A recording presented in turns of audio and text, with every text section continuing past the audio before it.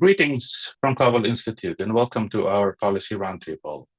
Today we're discussing Afghanistan's dependency trap, how 60 years of external funding substituted for state legitimacy and the fear of history repeating itself.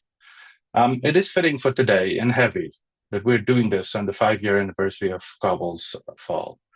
But there's a reason why we are doing this today, and the reason is this. 5 years is a long time to measure loss. It is also long enough to start measuring something else. Who is still standing? Who is still building? And is still refusing to let someone else write the ending for us Afghans? Afghanistan of the next 20 years will not be built by the same architecture that built the last 20. It cannot be. 60 years of external funding substituting for legitimacy was never a foundation. It was just a placeholder. And placeholders eventually have to be replaced by something real. That something real has to be the Afghan expertise, Afghan institutions, and the Afghan ownership of what comes next. Not because it is the sentimental choice, but because it is the only choice that has never actually been tried at scale. And that is the work ahead. It is not a return to what was and not a passive wait for someone else to fix what was broken, but a deliberate, difficult, and necessary build towards something that Afghans design and Afghans lead. And that is exactly why Kabul Institute exists. Kabul Institute is an Afghan-owned, Afghan-led policy and research organization dedicated to governance, accountability, peace building, and climate security in Afghanistan. We produce policy analysis grounded in Afghan evidence and expertise, centering Afghan agency and the country's future. It is guided by the belief that the Afghans should own their own narrative and should shape their own future. We are committed to producing independent research, fostering meaningful dialogue, and developing practical policy recommendations. But before we get into the questions, it is also worth sitting with the scale of what we are actually discussing today. The paper that we are going to be diving into and putting under the microscope is focusing on 60 years of aid architecture, 6 decades where external funding substituted for the kind of legitimacy a state is supposed to build on its own. And this is not a post-2021 problem. That's not even a Taliban era problem. It is a structural pattern that predates the Republic, predates the Taliban's first government, and predates most of what we normally think of as the Afghanistan crisis. And it's not an abstract history. It is happening again, right now in real time. As of this month, only 26% of UN's 2026 humanitarian response plan for Afghanistan is funded. That is a $1.3 billion gap against a $1.7 billion requested. That number was 16% as recently as June. So even the direction of travel tells a story. So when we talk about dependency, about legitimacy, about whether more sophisticated aid can fix a problem that aid itself helped create, we're not talking about a historical case study. We're talking about a live experiment playing out this year with real consequences for real people while we are sitting and having this conversation. And that is the stakes that we are dealing with. Those are the stakes that we will be talking about today. Again, I want to welcome everyone. And with that, we're going to get into the next item on our agenda. And that is me handing it over to our today's policy paper author, Layma Murtaza. Layma Jan, over to you.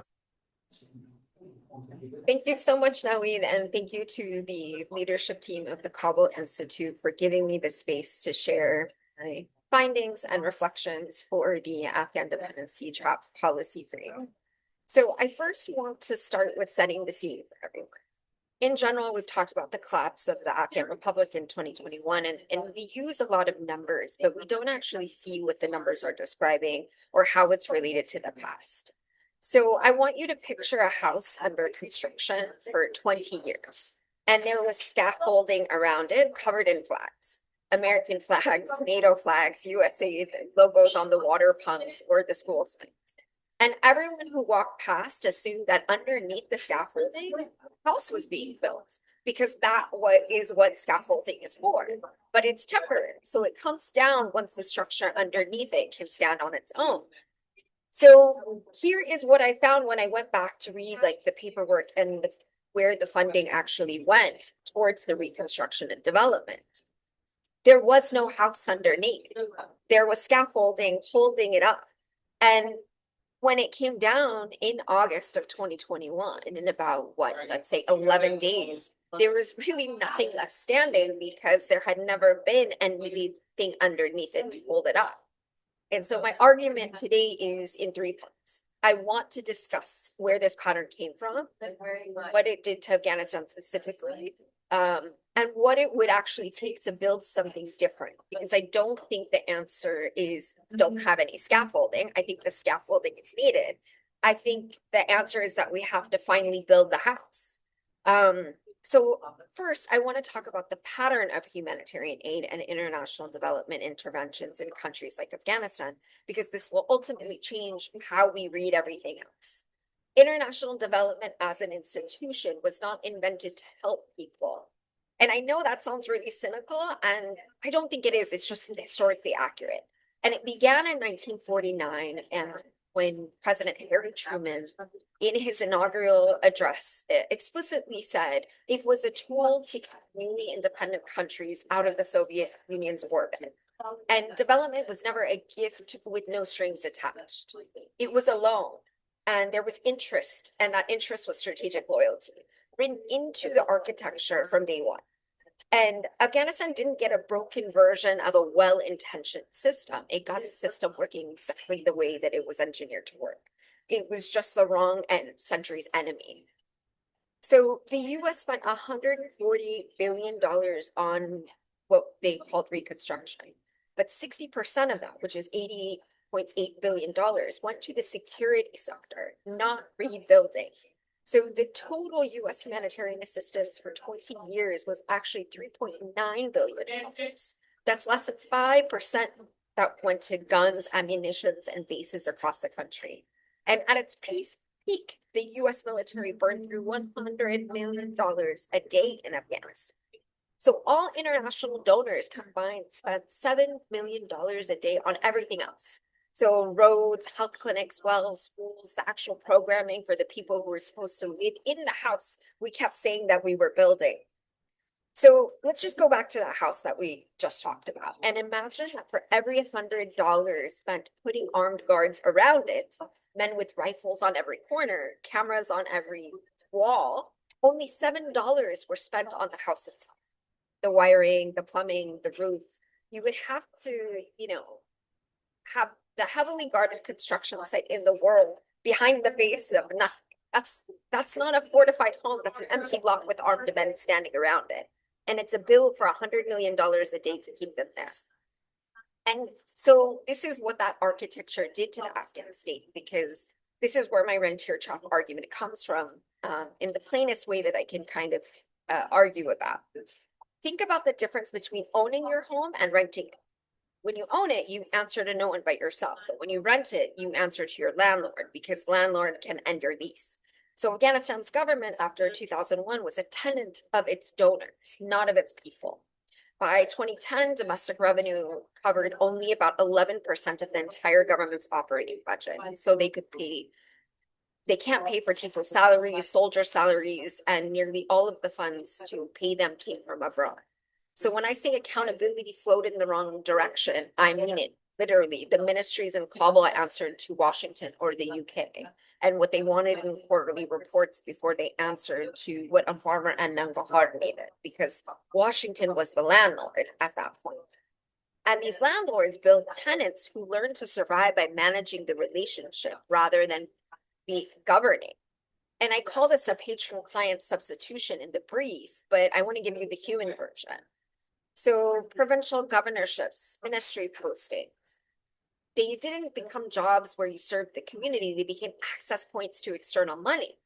And this, there's a really clear picture of, and Naweed would know more intimately, but it impacted the Afghan military. So, for example, Helmand, in that province, the incoming police chief reported to 40 to 50% of 26,000 security personnel on the provincial payroll.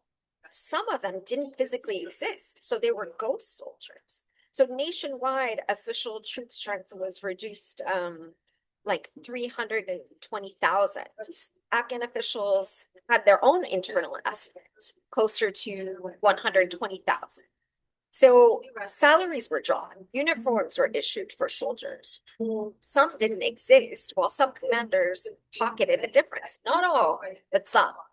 And when people ask how the army collapsed in 11 days after 20 years and $85 billion,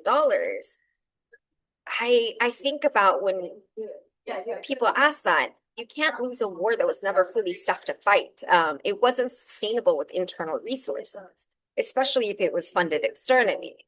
And I understand now we may argue with me for a lot of things, but I just wanted to give one of the realities of it. Because I know many of our service members, our soldiers and our army members gave up their life and are still fighting for their lives today in Afghanistan. And they're also fighting in Afghanistan and building new ones overseas. So this war was not in vain. It just, the architecture made it really difficult to be sustainable. So this, I want to also be clear because it looks like I'm blaming externally and I'm blaming internally, but it's not an Afghan failure alone. Only 12% of that 148 billion was ever transferred directly to the Afghan government. The rest moved through American and international contracting.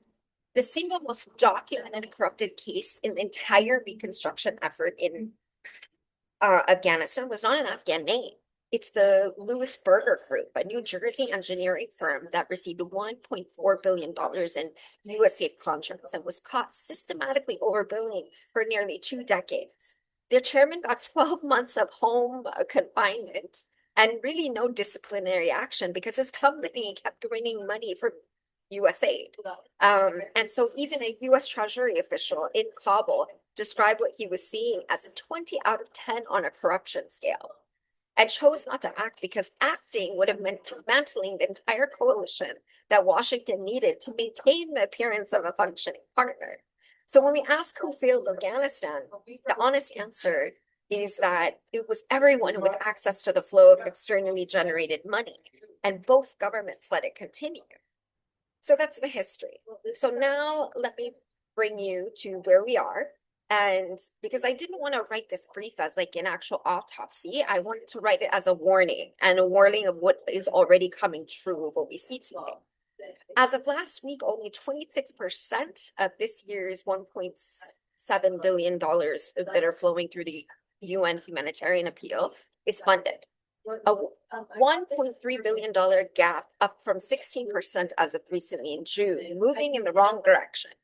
The United States ended all foreign assistance to Afghanistan in 2025. Nearly 3 million Afghans were forced back across the border from Pakistan and Iran in 2025 alone, landing in a country back in Afghanistan that can't feed the people already inside itself. There are reports coming out from Save the Children and the UN that we're having a massive child malnutrition problem. And so we need to sit with this data because it's very important.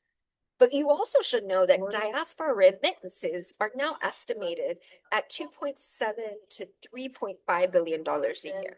So I want you to think about the massive impact of that. That's more than the entire US humanitarian assistance budget dispersed across 20 years from 2001 to 2021. 20 years of official aid have now been outpaced by 1 year of family money. So if anyone tells you Afghanistan cannot fund its own recovery, remember that number because it means a resource is already moving. And what's missing right now isn't money, but the system that can actually receive it and build something durable instead of one more round of scaffolding around the house with nothing underneath.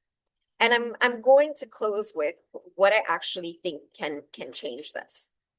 First, aid has to build a fiscal compact. Let's take, for example, Rwanda.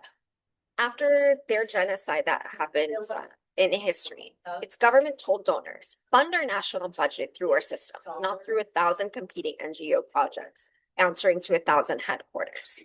It's not a perfect comparison, but we need to be honest about that. The politics are entirely different. But over 2 decades, Rwanda's own tax revenue as a share of the economy nearly doubled because of the money that flowed through the system built to strengthen the government's capacity to collect and manage it, not around the system.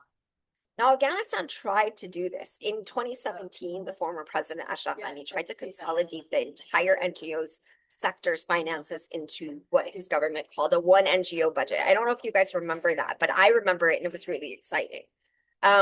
And the whole goal was to have it go through the government. But the difference between Afghanistan and Rwanda was Rwanda built the plumbing before it turned on the tap, right? So they had 20 years of rebuilding tax collection, one taxpayer at a time, before asking donors to trust the system. So Afghanistan tried to turn on the tap of the water and build the plumbing at the same time in the middle of a war and without legitimacy. And that's the difference. So second, right now, international donors are bypassing the Taliban entirely because sanctions mean we can't legitimize the government, even if they wanted to. And I recognize we're exactly in that position. But even where aid has to bypass a government we can't legitimize, it still has to strengthen local institutions rather than permanently replace them. So another example is Ethiopia's productive safety net program. So instead of routing relief through hundreds of NGOs or thousands, each building their own parallel system, it basically channels large-scale donor money through government administrative structures with donor oversight built with the design. So for Afghanistan, it means rebuilding something like the community development councils tied to diaspora and Afghan civil society. So engineered from day one to eventually hand over to the authority that we want to. And when they have legitimate governance, not to just deliver something and then move to the next village. So there needs to be systematic monitoring and data of that. So I want to leave you with this. I don't think aid did not fail Afghanistan because it was too generous, or it will not be fixed by making aid smaller or reduce it.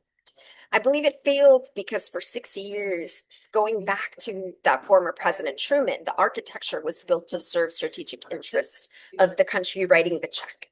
And so the sovereignty of the country receiving it became second. And every time that happened, the two were in conflict. So if we actually change the narrative, the work isn't sending more money or sending less. It's building the system where the person laying down the bricks of the house answers to the people living in the house, not the country who funded that scaffolding. And that's the only version of the story that ends with a house that's still standing with its own flags on it. And I'll stop there. Thank you. Thank you, Layma. That was enlightening for sure. Okay, so you all have the big picture now, and you have the argument. Allow me now to introduce the people who are going to be talking about it. I'll start with myself. My name is Naweed Kawusi. I'm the founder of Kabul Institute and also your host today. My background is a mix of military and civilian. My last job in Kabul was the Ministry of Interior Affairs, where I was managing the families of the police as part of the Police Support Directorate.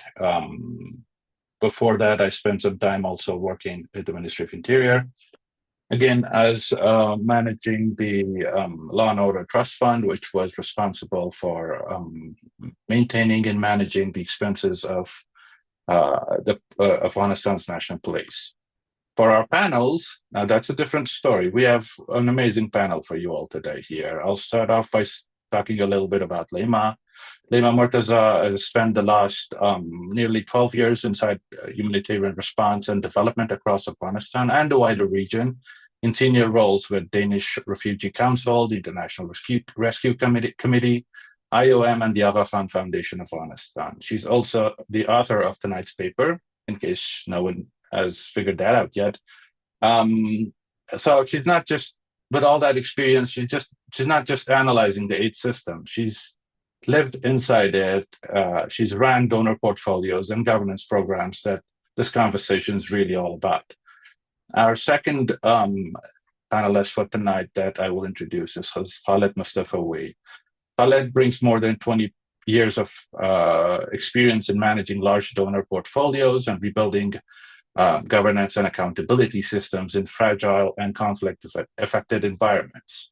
He's led procurement reform, coordinated across government and donor institutions, and worked through some of Afghanistan's most politically sensitive transitions, which makes him one of the few people on this panel who's actually had to make the aid system work operationally and not just study it.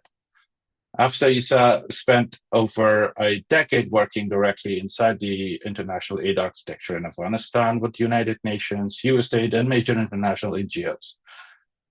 Additionally, as a human rights officer with UNAMA in Kabul, she sat at the exact intersection this roundtable is built around.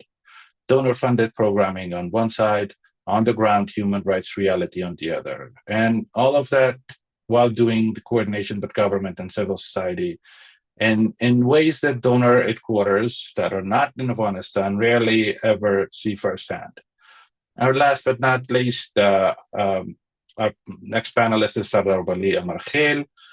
Sardar Wali has spent 15 years building the human infrastructure behind Afghanistan's aid response, leading human resources and organizational systems for workforces of over 3,500 staff across all the provinces of Afghanistan, with Norwegian Refugee Council, Save the Children, and World Bank supported programs. If tonight's question is where aid money and capacity actually went on the ground, I think Sardar Wali has been one of the people responsible for making sure that it reached the right people.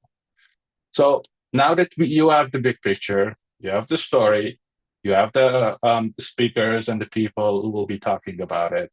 And let me remind you, these are Afghans who have lived in the system, outside of the system. They've lived in the country that we all know is Afghanistan all of these years with the backdrop of war and everything else that happened.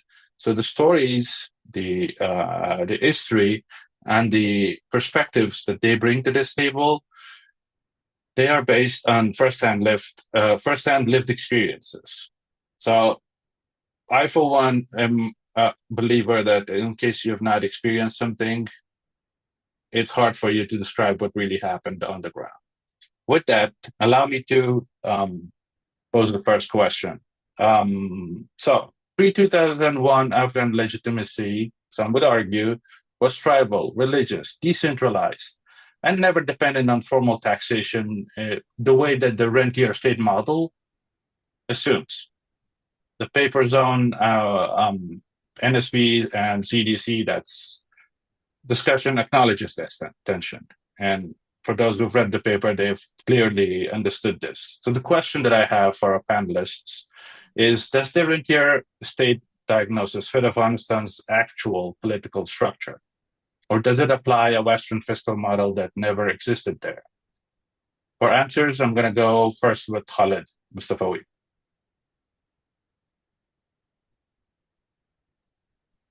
Salam Bahama. Actually, for this question, it required me a long time to really come up with an answer, which is, was Afghanistan a real state with real governing system or not? That's the first question. And probably the answer would be no. Why answer is no? Because when a country is created, raised, and made in a way to be dependent on the kindness of the other countries, which always we have this saying that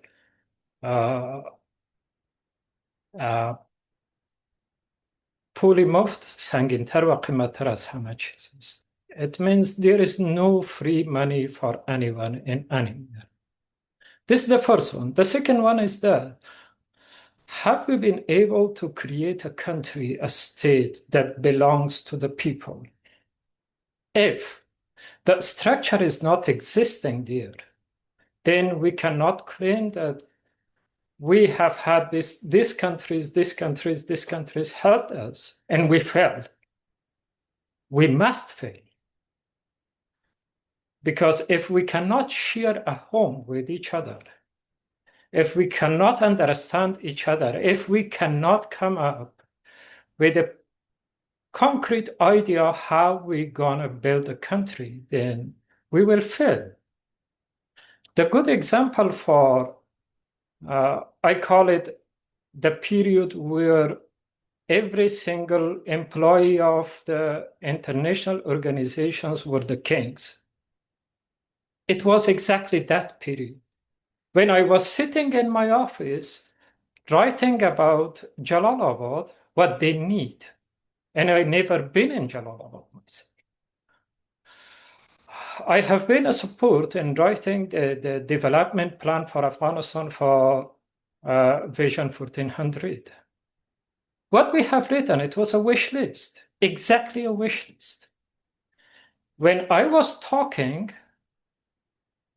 our people in Afghanistan do not need this. Everybody was saying that this is what we have, and we have money for it. It means what the people need, there is no money for it. And what the donor needs, there is lots of money for it. In order to create dependency, more dependency. For example, for irrigation projects, we had millions and millions of dollars to be spent. And the irrigation system in Afghanistan stayed the way it was, very traditional. In every village, there is one person called Miryab who is managing the entire irrigation system. That system, fortunately, never changed. And I say again, fortunately, because we could not destroy that.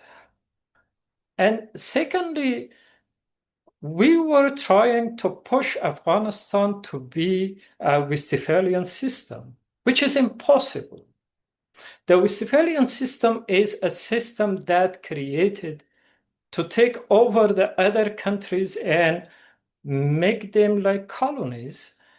And those colonies must serve the I don't know what to call it, the colonists, the Western way of governing the third world countries, as they call it, third world.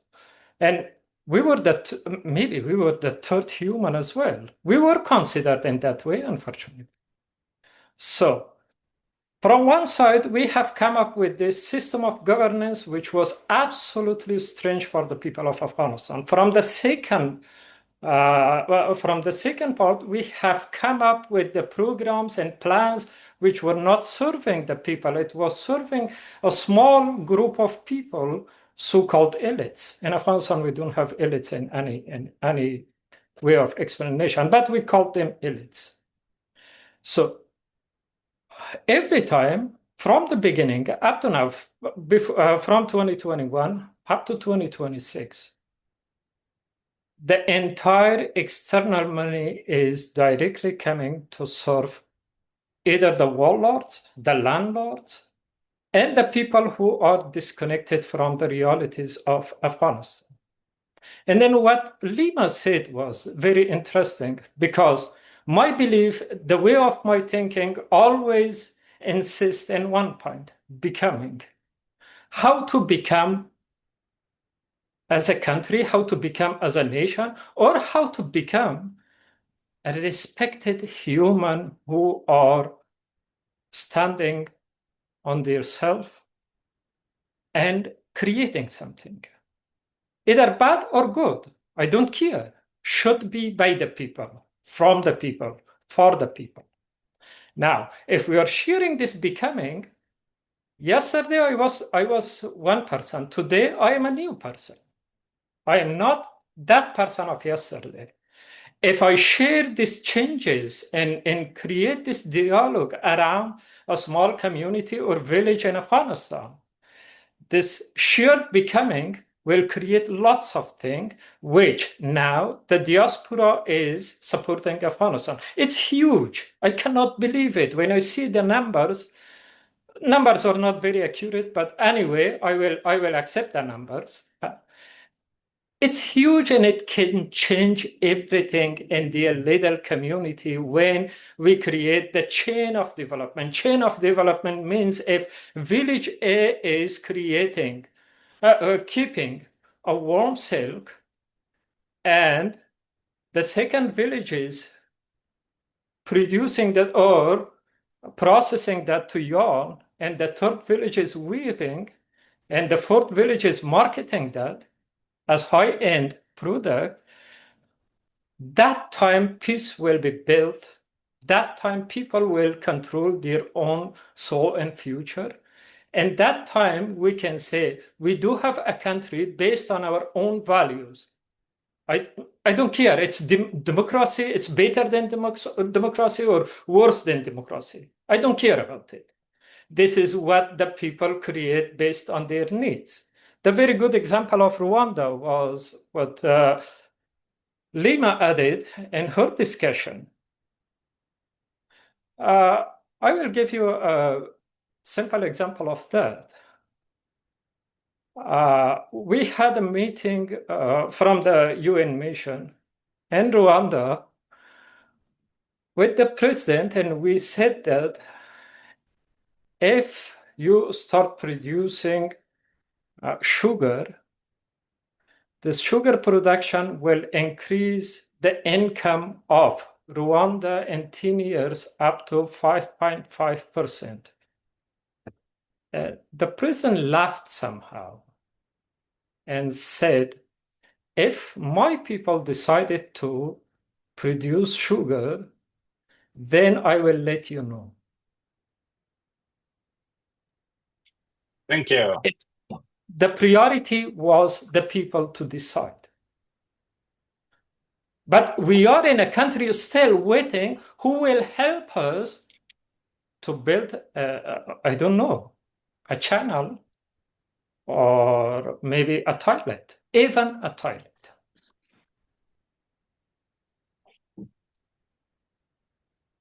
Thank you.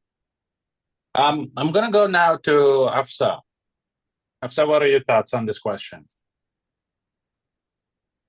First of all, I want to thank Layma for putting this fantastic policy paper. The paper makes powerful argument, but the problem with calling Afghanistan a rentier state is that it tries to explain a deep political crisis with a simple economic label. It assumes that if a state just taxes its people, accountability naturally flows. But applying a Western model to reality where it never fit for Afghanistan, we all know that. So decades of foreign money didn't enter an empty state. Or an empty space, I meant. That money flowed directly into local power networks, or I can say the system, the patronage system, which created a bigger gap between Kabul and the rest of the country. When a government gets almost all its money from abroad, its priorities shift. So donor gets the leverage. Foreign backers get to decide on the priorities. And normal citizens, in that cases, mostly they get ignored. So the main issue isn't just that Afghanistan relied on the aid instead of domestic taxes. The real issue is that the foreign money build institutions designed to answer the donors. It wasn't for the Afghan society. When your survival depends on the external funds, you don't answer to your own people. So why is political accountability? So that's why the political accountability is completely broke down here. So in practice, the foreign money did not enter a centralized neutral system. it entered with a deep local power structure, regional interest, tribal dynamics, of course, as Mustafawi said, the warlords, the landlords, and it created more of historical tension between Kabul and the other provinces. Thank you so much. Thank you. Now I want to go to Sardar Wali and hear from him.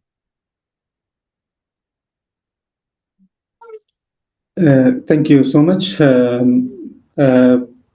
Let me thank Layma Murtaza for the paper she has written on the aid to Afghanistan in the past 20 years. And also she has mentioned in her paper that the aid to Afghanistan was in the past 60 years that was aided to Afghanistan. I'm one of the people that have also written my thesis on the effectiveness of foreign aid to Afghanistan, specifically the effectiveness of aid in the rural areas of Afghanistan. I believe that paper is negatively written on because the author was just negatively criticized the aid to Afghanistan because it has also the good impacts on Afghanistan. Suppose the Citizens Charter of Afghanistan, which was one of the largest programs in Afghanistan, and we had billions of dollars that was making the rural areas of Afghanistan. And also before that, we had another national solidarity program, which was also biggest program in Afghanistan, which was made.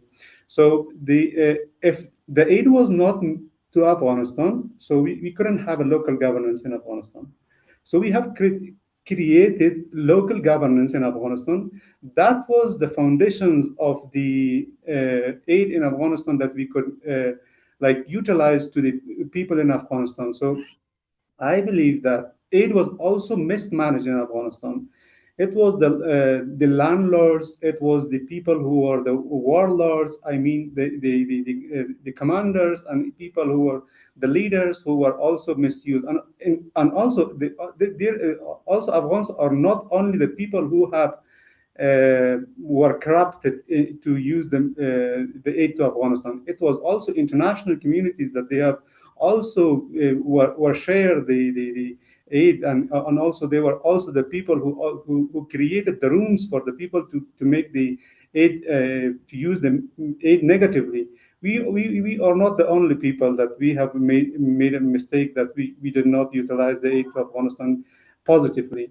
For me, Layma just mentioned that Save the Children in 2025 and also other international organizations who are currently working in Afghanistan, such as CARE International, IRC, NRC, DRC, and other people, they are just working for their own benefits. I have worked with them. So they are bringing people from the foreign countries who are not in the capacity to work for Afghanistan. And they are paying more than $10,000 per month. So for me, if that $1,000 I should give to one Afghan, they will work more than 10 times to them. Because they are not in the capacity. They don't know my culture. They don't know my capacity. They don't know. They are just like they are not going to give us a room. For example, these people are just giving the media the headlines that the Afghan people, they are having this kind of problems. So let's give us money that we can help them.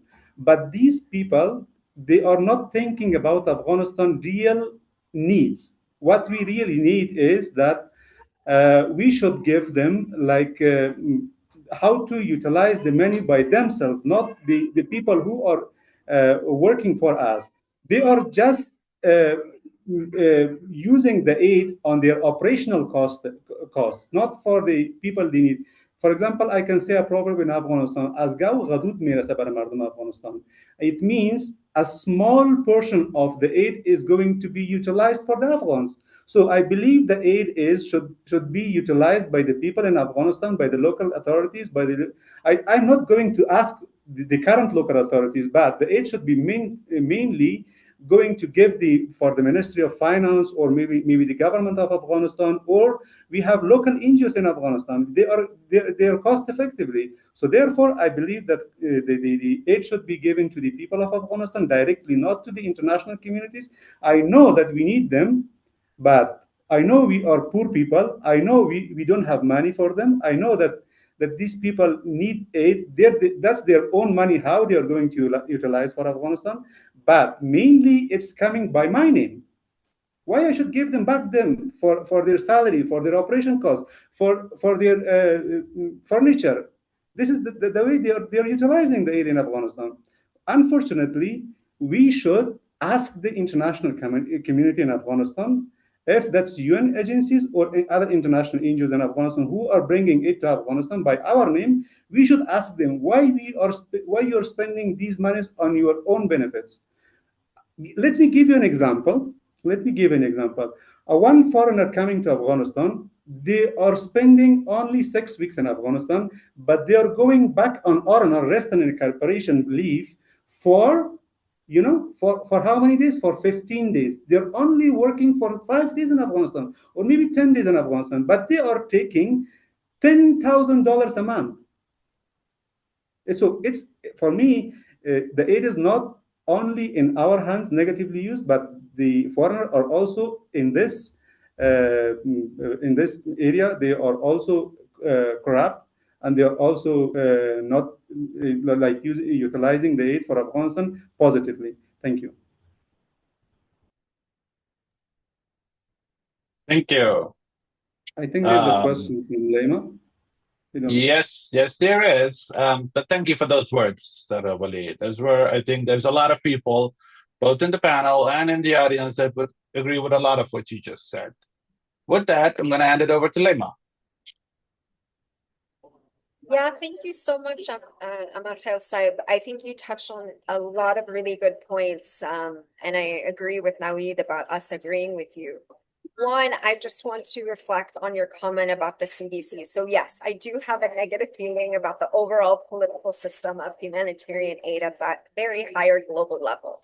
But on the last panel and roundtable that I got to join for the Kabul Institute, I actually talked about the power of the CDCs and the district councils, and why I think that particular model worked with the National Solidarity Program and the other program, is because it was made with the donor and the Afghan government, because they worked together side by side to actually design it. And that's why I think it was impactful. And then it got to the next level. So I agree with you that there are programs that really support at the local level, even our farmers and philanthropic pursuits as well. You also make a really good point about where we are today and how, external people coming into Afghanistan get paid more. There's also a hierarchy that still exists, right? And we need to focus on how do we get to the point of decentralized and localized aid. And I think you probably have been hearing a lot of conversations happening on the ground in Afghanistan about private sector engagement. How do we get civil society to actually get the money? And I think the EU and different UN agencies are starting to look towards the diaspora and local NGOs as being the institutes that actually take the money and implement the programming. They're just trying to figure out that trust model, because at the end of the day, this is still hierarchy. Are we going to trust Afghans with our money and managing it? And so we have to build that bridge to actually prove it. So yes, I think that there are a lot of changes that are happening in the next few years that will move it to a more localized and decentralized approach, which I'm excited for, but we're also going to have to push it forward. So would love to stay in partnership with you to keep that momentum in the same conversation and talking points that you are saying from an honest perspective is really important to hear. So thank you. Thank you, everybody. I think this is This has been great conversations so far. And one of the things that I would want to add to that is something that is often overlooked when it comes to dealing with Afghanistan is the issue of context. Context has always been a key ingredient that we have seen our international partners and oftentimes our Afghans themselves miss entirely. Speaking of context, I do have another question, and the question, I'll start with the context and then we'll go into the question just to so that it's very open-ended for everybody. So with the U.S. assistance terminated in 2025, with this, and also the SIGAR was closed, but the contractor pipeline wasn't reformed. It was 2021, my apologies. With the U.S. assistance, the way that it was before 2021, when it shut down, and the contractor pipeline that existed, that wasn't reformed at all, but it was switched off. And then you have the 26% funded 2026 response plan, which is still using the same structure that it used before the fall of Kabul during the Republic. They just have less money now. With that sort of a context in mind, if the question that I'm posing for you all is that if Afghan international corruption were one ecosystem, then why do post-2021 aid frameworks still route resources through the same contractors? And by contractors, we are talking about the big construction companies, the INGOs, the UN agencies, everybody right now who is involved in that ecosystem that was still a part of the ecosystem before the fall in 2021. But this, I'm going to go first with Hafsa. Thank you, Naweed. Well, I believe that the corruption was the shared ecosystem that both foreign donors and actors build it together. So that's so now the question is, why do international donors keep using the same contractors? And I personally think that the system was designed to protect donors' interest, not to build the Afghan capacity. Donors wanted financial controls, which is very important, and fast reporting. And it also had low risk back home, and also there were some rules that they had to follow from back home. But the reality is that the most of the money given to those international organizations or the contractors never stayed in Afghanistan. It flowed right back to the donors' countries through different ways.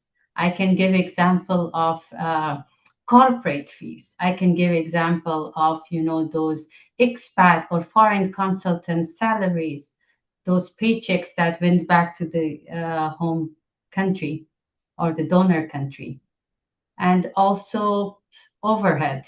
So working through these contractors make donors feel safe somehow.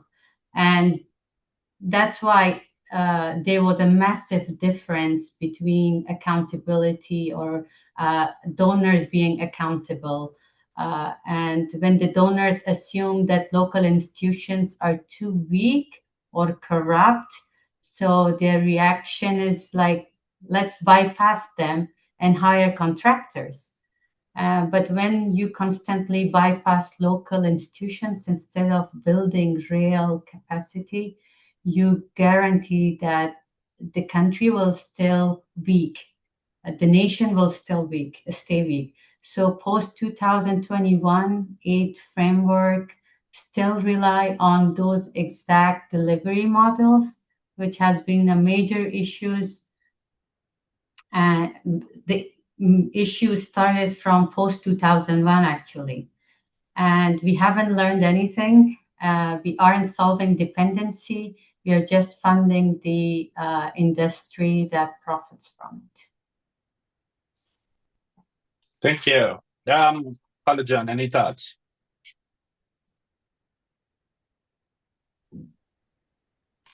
I'm sorry to be the most negative person in this discussion, because the channels cannot be changed.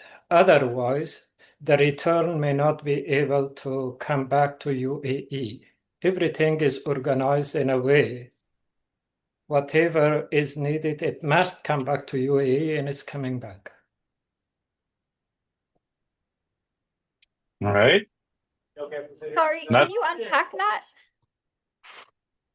For example, if there is a contractor in Kabul and still continues after 2021 to do the work, there is a very simple setup, which the money will be not sent directly to Afghanistan for the contractor. So how it happens, it goes to Afghan International Bank, but not physically. Actually, it's saved in Dubai.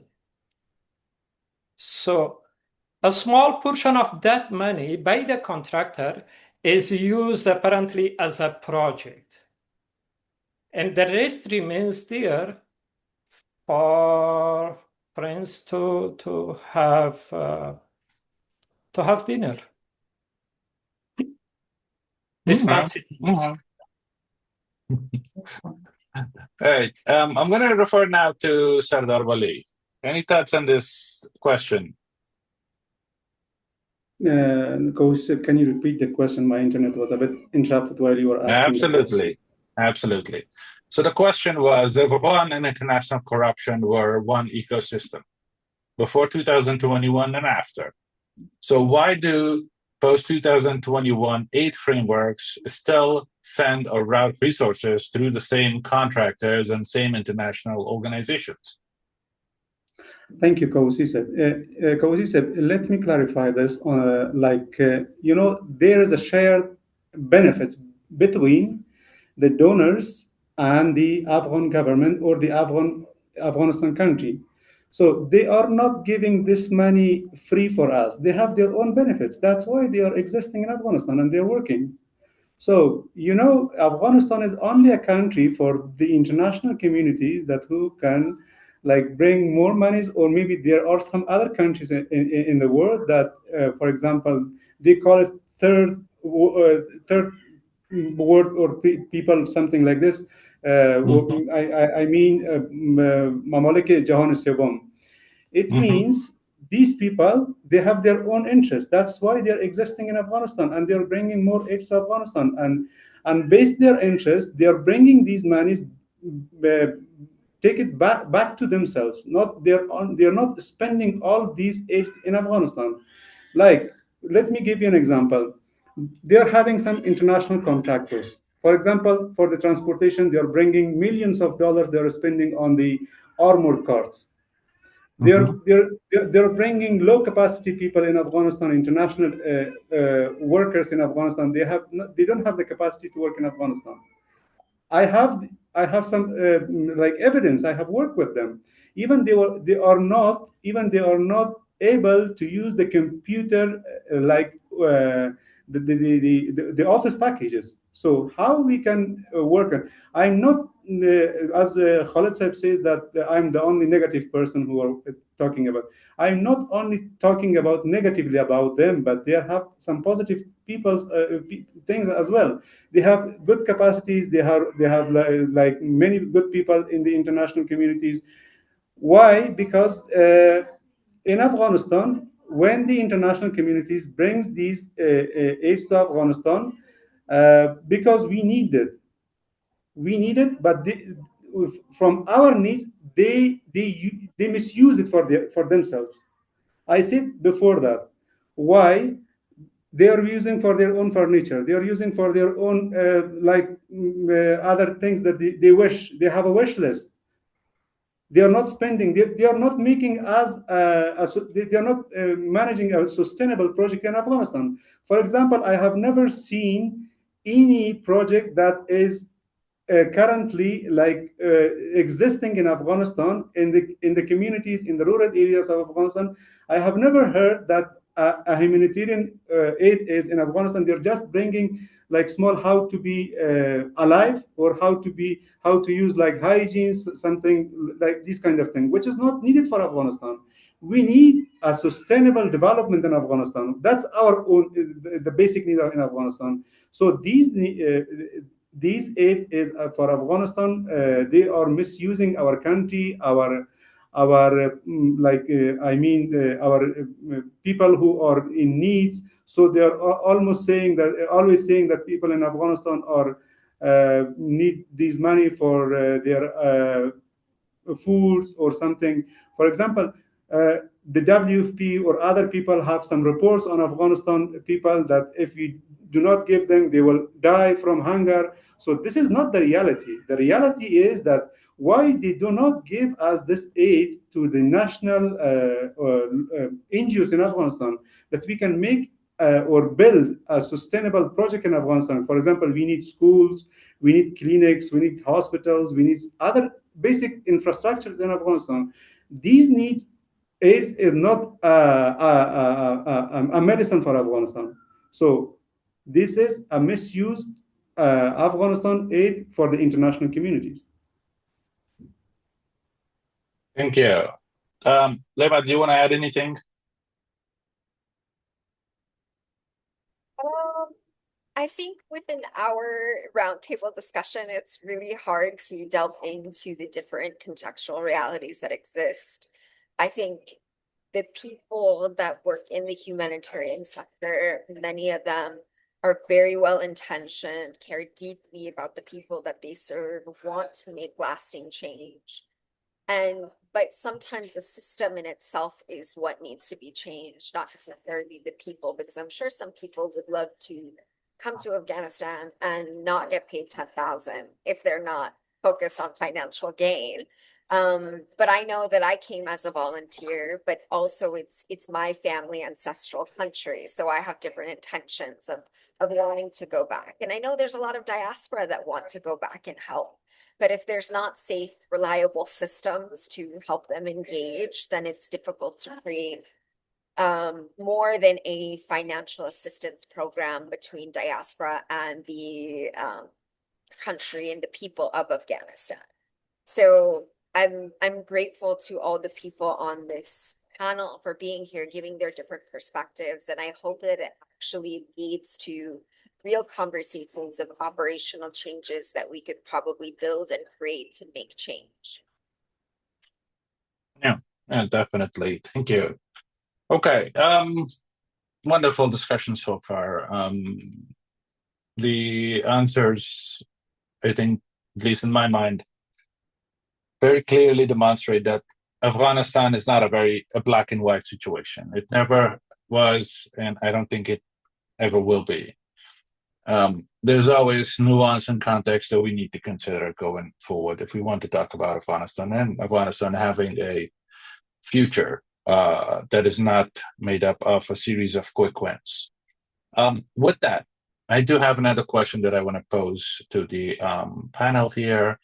But before I get to that, I want to share something with our audience, that if you have any questions, please feel free to drop them in the chat box on this Zoom call. And if you want to ask that question generally to all the panel, also please share that in the message you send. And if you want it to be answered by someone specific, please also indicate that as well. With that, I'm going to go to my next question. And taking from the discussions we've had so far, the question that I will pose is, if aid architecture, like we discussed here, is structurally designed to serve donor interests, which I think we all believe it is. My question, the meat of it is, how do you ask donors to act against their own incentives? With that, I'm going to ask Khalid Mustafawi to.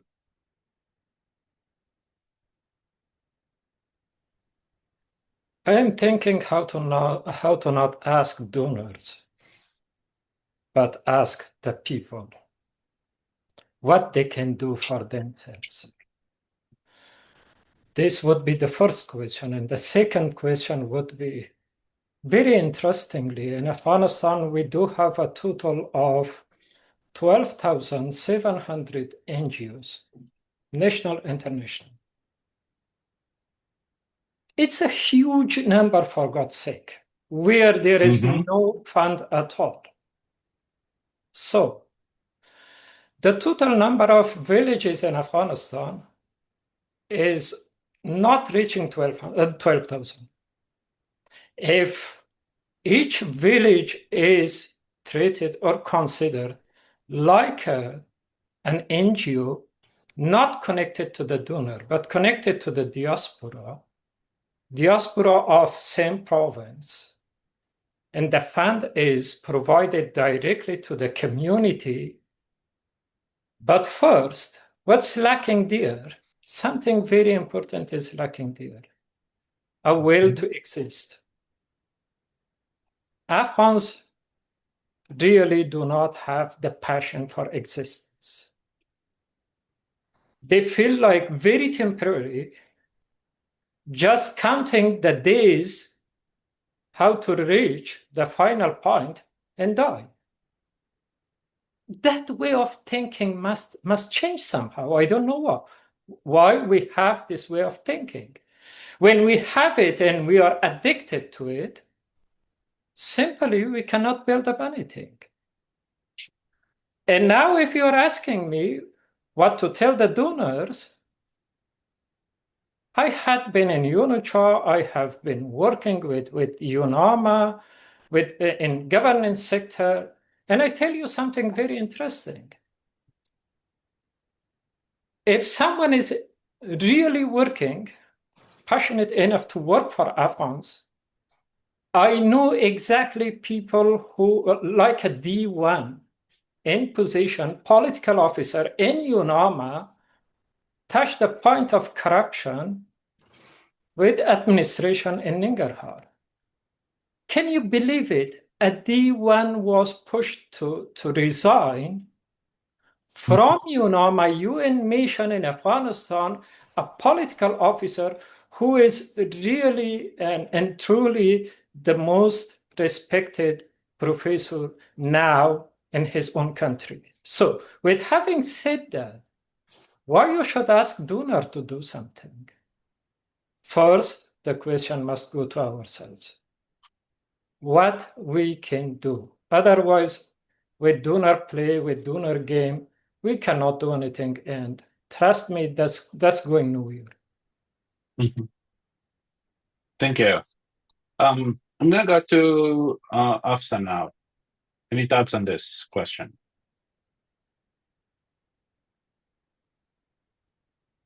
Hafsa, you're mute. Oh, sorry. First of all, I would like to compare Afghanistan with Rwanda that Layma did on her paper. So Afghanistan post-2001, I'm just starting from post-2001, that Afghanistan allowed foreign donors, international contractors to build a parallel system that bypassed local government. So that's what we did. While Rwanda forced foreign donors to channel the aid directly through national institutions and local systems, eliminating unnecessary middlemen, which is very important. Later in Afghanistan, there was some, pre-2021, there was some, from the government side, they were trying to change it. And as our Amarkhil mentioned, that citizen charter was one example. It was a very good, example of a successful Afghan-led or community-led project. And now if I come to the question, we shouldn't build an aid strategy that relies on donors acting against their own self-interest. That's unrealistic. If we are asking donors to pay for us, it means donors are also responsible to their own politicians, taxpayers, laws back home. So they want fast results. You know how donors work. They want low financial risks. They want full control over their funds. So those priorities are not going to change just because we are, we ask for more local approach. So I totally agree with Khalid that we have to, the change should bring very from the deep down inside the local communities, then to go, up. Otherwise, it will be not a successful way of doing it. Thank you. Thank you. Yeah, I do have comments on that, but we'll get back. We'll get to that in a bit. Sardar Wali, do you want to add anything on this issue? Kawusi said, for me, we should make a system for how aid is coming to Afghanistan, how we can manage aid in Afghanistan. There should be a specific outlines for them, how they can use aid in Afghanistan. And the Ministry of Economy, if you're going to making an NGO, you know better than me how to register your NGO, even if it's a national or international. A project is coming or some aid is coming to Afghanistan, you need to register with the Ministry of Economy. So in the Ministry of Economy, there should be a specific plan that how they can utilize, where they can use the aid, how they can make this aid to Afghanistan. It should be useful, it should be not a one-time usage of something that we are buying for the people of Afghanistan. So for me, there should be a specific system how we can utilize it in Afghanistan. Otherwise, if this is 148 billions of dollars, if we double this amount, we will not change our country. It will be like another corruption. It will be another misuses of the money in Afghanistan. We cannot make what the aid Afghanistan, but we can make Afghanistan with our own capacity, with our own motivation, with our own realistic, with our own realistic experience, logic, whatever you mentioned for this one. But I believe that we should honestly work for Afghanistan. If we do not work honestly for Afghanistan, if we ask the entire international communities to bring us millions of dollars, we will not build Afghanistan. But there should be a specific system that we should be the owner of the aid for Afghanistan. Otherwise, it's not good for Afghanistan. We should not be a dependent aid country. An example. You go to South Korea. South Korea in 1950 and 1953, there was war between the two Koreas, North Korea and South Korea. They have did the country in a very worse situation, but they worked.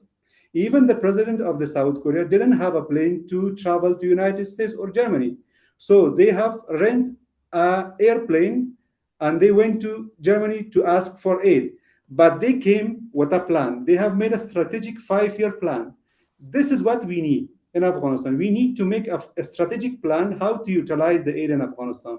So it should be 5 years, it should be 10 years, it should be 15 years, strategic plans for a long term that we can utilize this aid, and we should change for a recipient country to a donor country. So this is my thought that how we can utilize the aid in Afghanistan. Thank you. Thank you. Layma Jan, any thoughts? Yeah, I'm going to be the Debbie Downer here.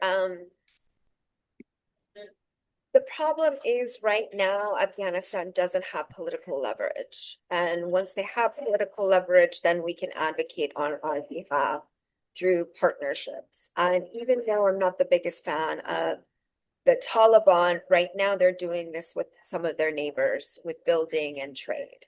And they're actually doing something very interesting when it comes to building revenue within the country, despite all the restrictions that are placed on them, deservingly so. And so I think once we figure out internally how to leverage the real, authentic, localized way, and I say this from an entrepreneur perspective as well, that you bootstrap before you get investors to come in, is that you bootstrap humanitarian aid. How do you do that? You work with your real partners, the wealthy in the country. You work with building partnerships with the private sector. You work with building partnerships with the Afghan diaspora, and you build trust. And I think through that way, we can actually build a pathway towards maybe finding sustainable ways to make those changes. I'm a little at this point of where the country is. I have an unfortunate negative disposition to believe that we can actually ask for more until we can prove that we can do it on our own. So I'll end with. Great, thank you. Thank you, everyone. This has been a great conversation, and I think there's a lot more to this than we've been able to cover in our time today. I do want to thank you all for sharing your thoughts and perspectives. Definitely a lot of things we could all learn from this. At this time, I would like to go and take a question from our audience. We have one question, and this is for everyone. So I'll read the question. How does Kabul Institute envision potential collaboration or engagement with the Taliban in order to advance human rights in Afghanistan, given that it is virtually impossible to operate effectively in the country without some level of engagement with the de facto authorities? Now, before I answer that from a Kabul Institute perspective, I'm going to pose this question to you all. What is the best way? What are your thoughts in response to this question? This one I'm going to leave open for anybody who wants to take it.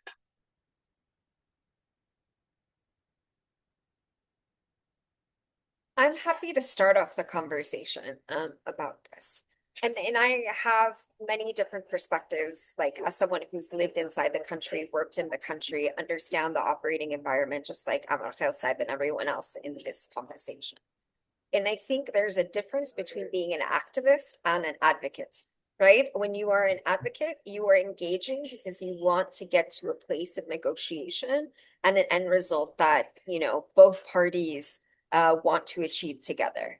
And so you have to engage in discussions and dialogue. It is really important. And on the other hand, you have activists that are much more comfortable being outside the country and voicing their opinion on human rights issues, which we need to find a way to get the advocates and the activists to work together in a way that actually complements each other to make change. When you're in the country and you want to make change for people that are deserving, you have to discuss, you have to have conversations, even the conversations you don't. And if it is something that we are trying to build, then that's always going to be something that is important. So for me, from really talking about state building, we have to get to a place of reconciliation, whatever that means. And we don't talk about it enough. We used to talk about it back in early 2000s, but we're not having those conversations right now because of the polarization of feelings and sentiments. So we have to figure out like a really strong way of getting to that point.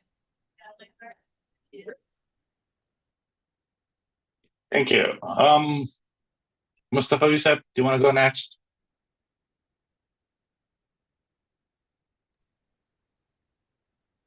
The main problem is that if we are talking about Afghanistan, the first thinking is that host government. If there is no host government, how we can talk about system? It's not existing.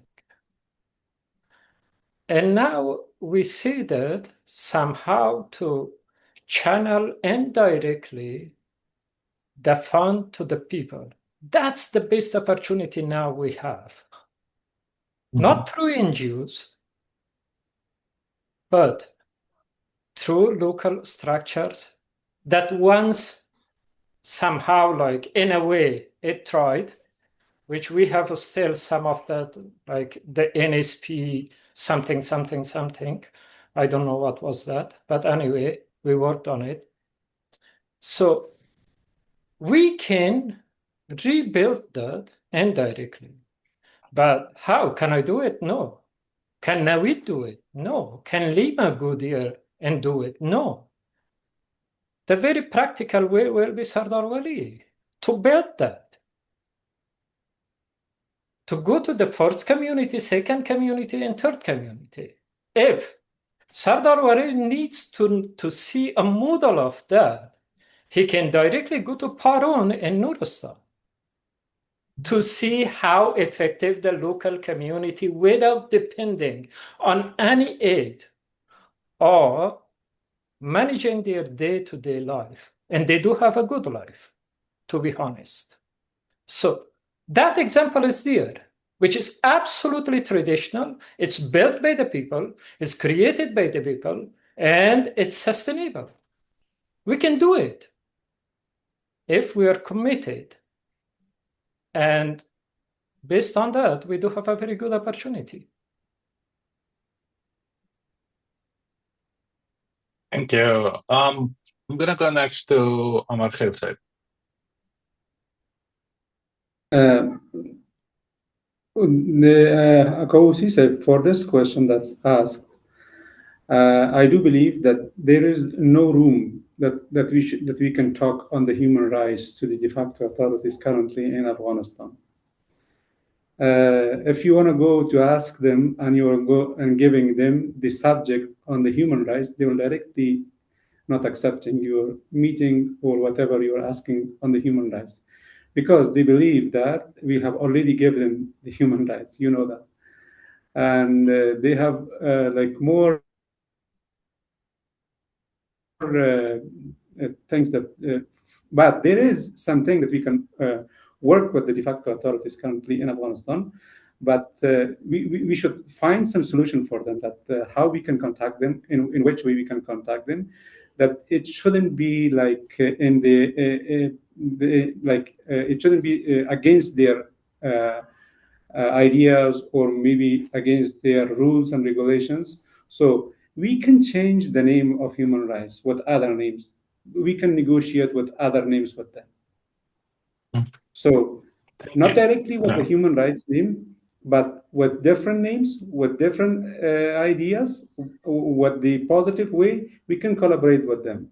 But human rights is something that they are not working with them. But so what we can do for them is like we can negotiate with them in different ways. Thank you. Thank you. Last but not least, Afsajan, your thoughts? I think working on this will have different dimensions to keep on mind, like, you know, operational necessity versus political recognition. From other side, we should also keep in mind the principle-based condition engagement, that what are our principles, and human rights advocacy as domestic legal compliance, and from other side, it's shifting from direct state support to community-led mechanisms. So these things we should keep in mind while moving forward. Thank you. Definitely no easy answers to this question. From where we stand, where Kabul Institute stands, it's allow me to make it very clear that for us, engagement is not endorsement.